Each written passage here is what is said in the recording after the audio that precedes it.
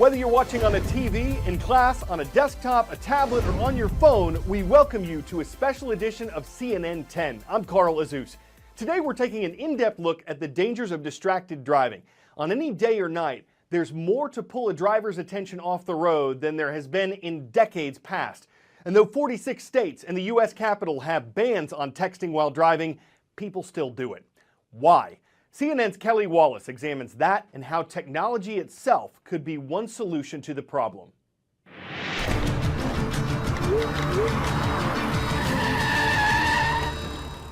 Most people will admit that doing this while driving is dangerous, and yet they do it anyway. Why?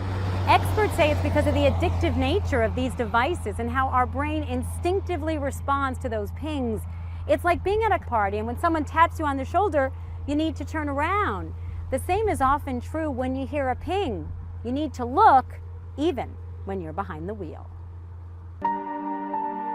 Before the accident that changed Laura Mauer's life, the mother of two tried to ignore the ping alerting her to an incoming text, but ultimately couldn't resist it.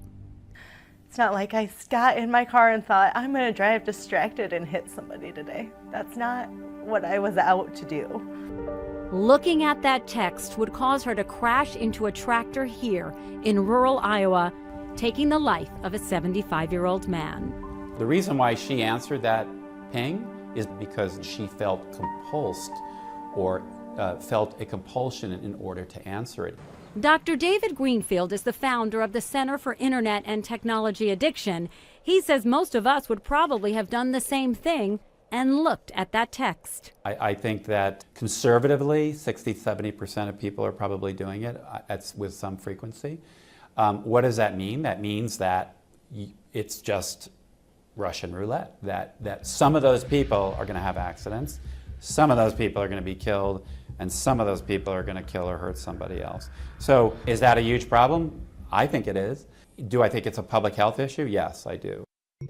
Our smartphones are affecting our brains without us even knowing it. When we hear the ping of an incoming text, social media update, or email, our brains get a hit of dopamine, a chemical that leads to an increase in arousal, energizing the reward circuitry in our brains.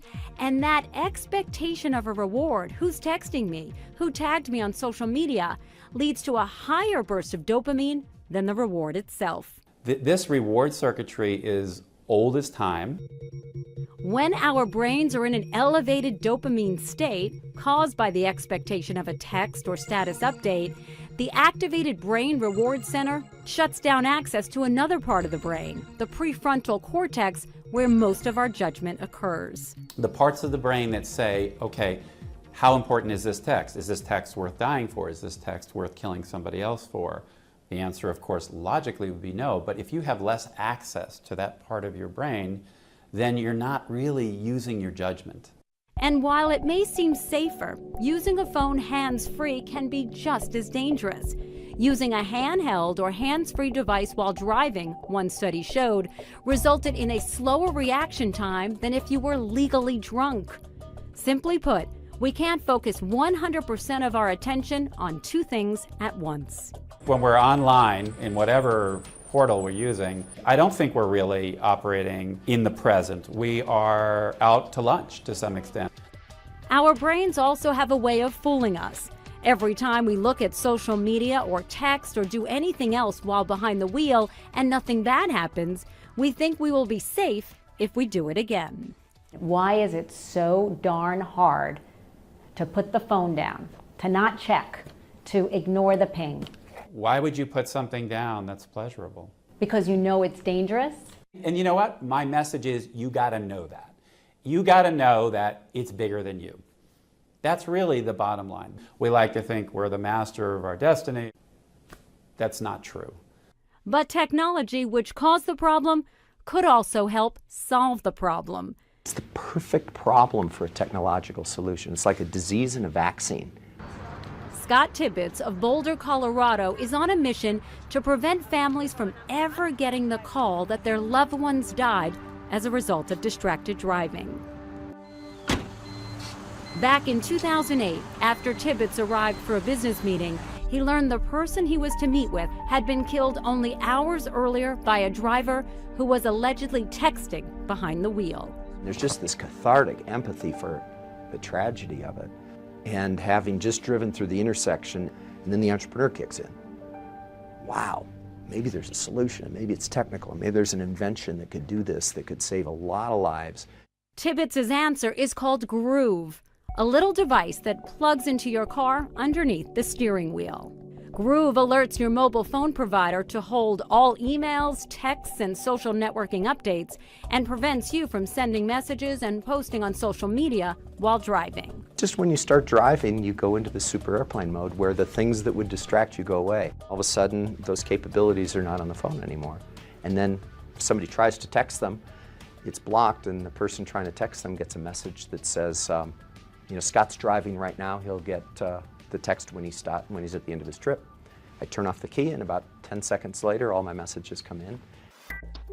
The wireless providers have their own answers. Free apps downloaded to your device, which silence incoming messages, sending an auto reply to your friends and family that you are driving. The apps also prevent you from texting when the car is moving, but not all apps block access to social networking. Once for that driver. Jesse Hogard, Chief Marketing Officer for Cell Control, demonstrates his company's answer to distracted driving. It's called Drive ID. It's solar powered, and it'll mount to the windshield of the car, right underneath and behind the rearview mirror. So I'm going to send you a message, Jesse. Hey, Jesse, where are you?